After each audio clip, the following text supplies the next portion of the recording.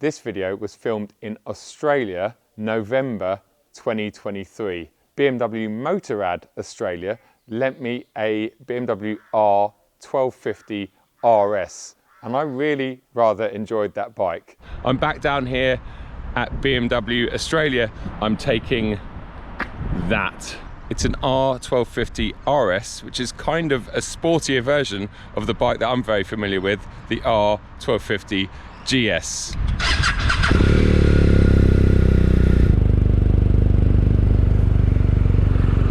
You joined me about an hour later, and I am heading through Healesville, trying not to get run over. What's this bike been like? Well, I must admit, I haven't really done my homework. I wasn't 100% sure which bike I was going to be on today. When they wheeled this out this morning, I had to quickly just Google a few facts and figures because, as many of you know, I'm quite new to biking. But I can tell you that this is a BMW R 1250 RS. There's a lot of R's in there. And it is a sports touring bike. It shares much of its componentry, engine, etc. with the brilliant R 1250 GS, which I'm very familiar with because I had one as a long-termer.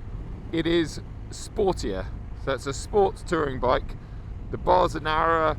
I'm feeling like I'm a little bit lower at the front end. Straight away you feel how much keener it is to turn. Looking at the facts and figures, it actually doesn't appear to be more than a few kilos lighter than the big GS touring bike, but it feels like it's a lot lighter. The good news for me with this bike is the fact that I can fit on it perfectly well, so I feel very comfortable in here. It has the same 1250 twin lump as the big touring bike, produces a little bit more horsepower, so 136 horsepower and about 145 newton meters of torque.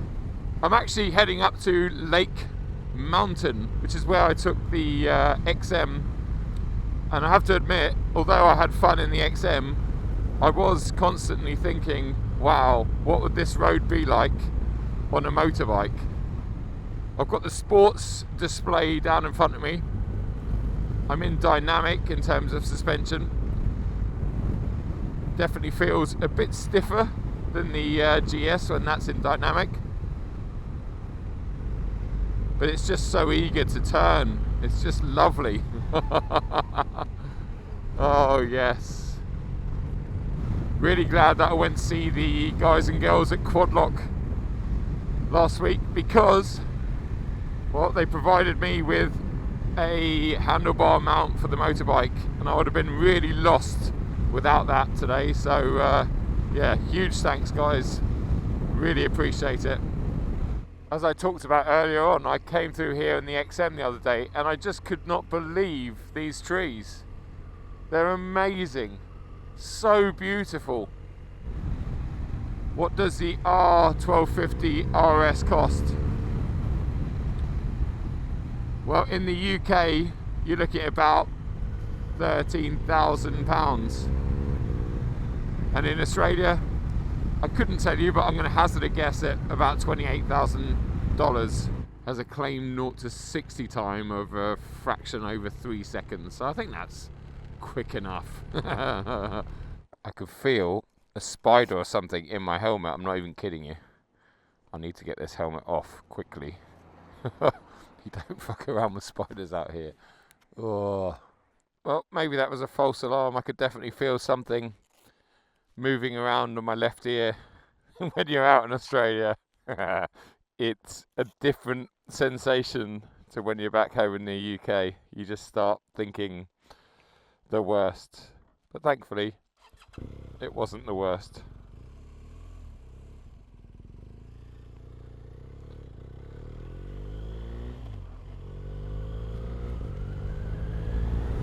For those of you that haven't watched any of my motorbike videos before, one of the reasons I love riding a bike is just the sense of freedom and the sense of absorbing the environment.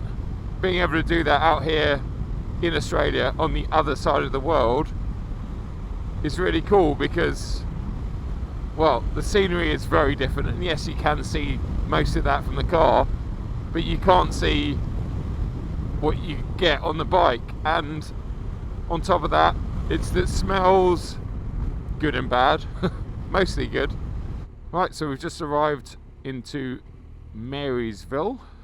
It's a lovely place. Hopefully I can find somewhere that is open, because after I've had an hour of fun, I'm going to come back here and I'm going to grab some lunch.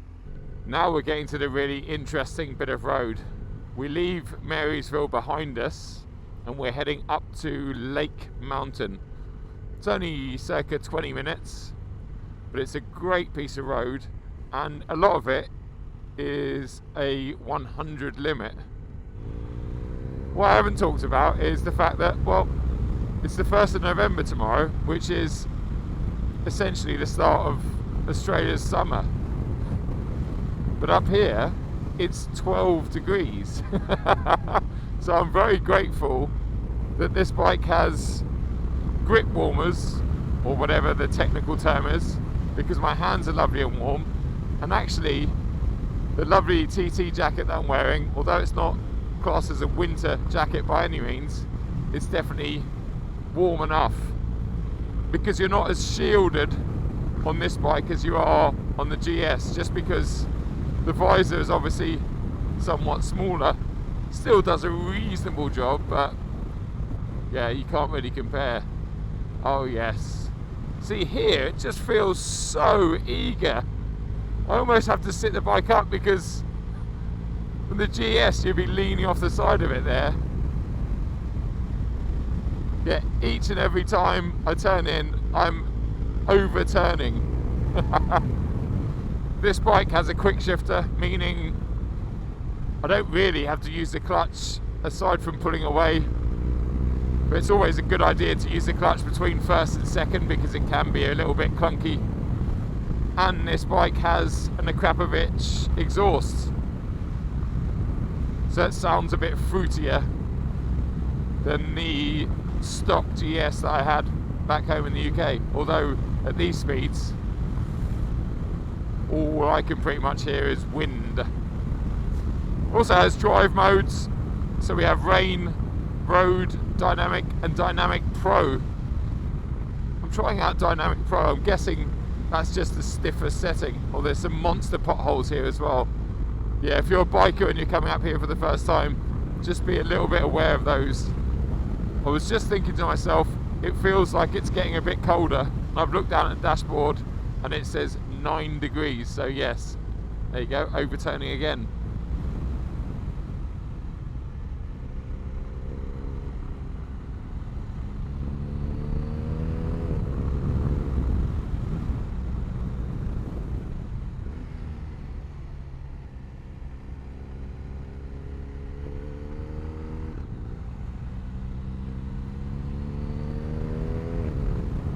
Right, you join me on the last section of road up to the top of Lake Mountain.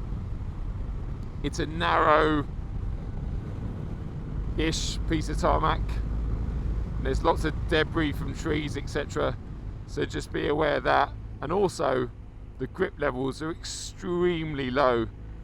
Thankfully, I spoke to my good friend Paul Marrick, and he told me that this surface, or this tarmac, is basically designed to give you a bit more grip when it snows up here during the winter. But the flip side of that is, when it's wet or damp, it's extremely slippery. I dragged my foot along back there for a bit and just couldn't believe it. It felt like ice. Unless it's completely bone dry, just be very cautious of that if you're coming up here in a car, but especially on a bike or on a bicycle. Here we are at the top of Lake Mountain. It is 4 degrees. Before we head back down and de-thaw and warm up, let's just have a quick look at this wonderful bike. I'm leaving it running so that my grips stay nice and warm. It definitely has some aftermarket bits in it, as we mentioned on the way up.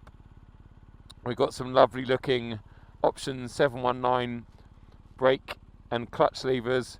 We have some nice reservoir covers there. We've got some engine covers, plugs, foot pegs, the Akrapovic exhaust, which looks beautiful. I'm guessing it's titanium, carbon, and we've got a carbon heat shield down there. We get around the front end. We've got Brembo brake calipers, which I don't think the GS had. So this one's got a lot of lovely tasty bits in it. So I'm guessing this wouldn't be £13,000. This is probably more like 15, but I'm guessing. This is all speculation. Or we can have a good look at my quad lock mount. There it is. Wonderful piece of engineering, and it works so well. And the phone doesn't go anywhere. I've also got the dampener unit on there, so it doesn't shake or vibrate. We've got the same TFT display as we did have on the GS. I've got the sports display there, which actually is showing me my maximum angles, etc. And then if we cycle up and come back over to my vehicle, we can have a look at what we've been averaging. Oh, it's in litres per 100 kilometres, so 4.9, whatever that is. And then we can go back up and up again, and now that is the default dashboard setting.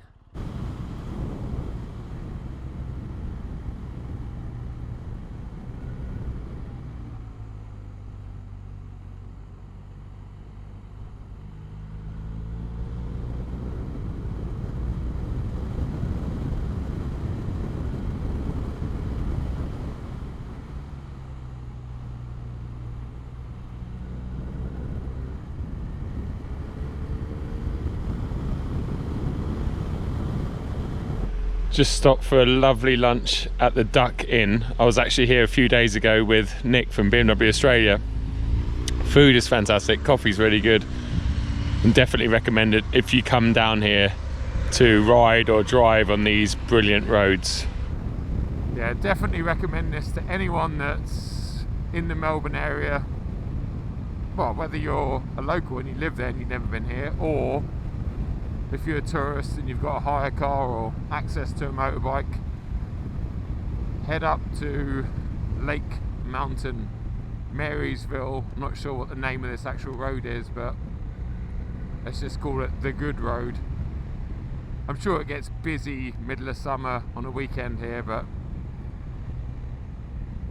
my experience of it is actually it doesn't ever seem too bad.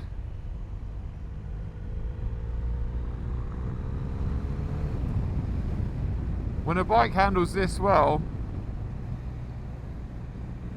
it actually makes a road like this relatively easy, especially with an 80k speed limit.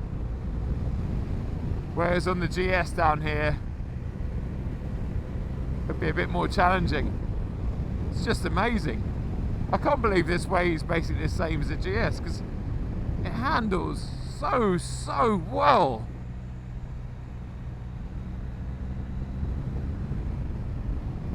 Yeah, the lean angles I'm getting, well, since lunch, 39 degrees left, 37 degrees right. I had it up to 41 degrees before lunch. And I'm sure someone who actually knows how to ride could probably get this particular bike maybe mid-40s, I don't know, mid to high 40s. I think you'd then start scraping the engine casing on the ground. It doesn't feel like there's much more clearance after 40 degrees, but maybe I'm totally wrong. Oh, it's just wonderful. What a brilliant day.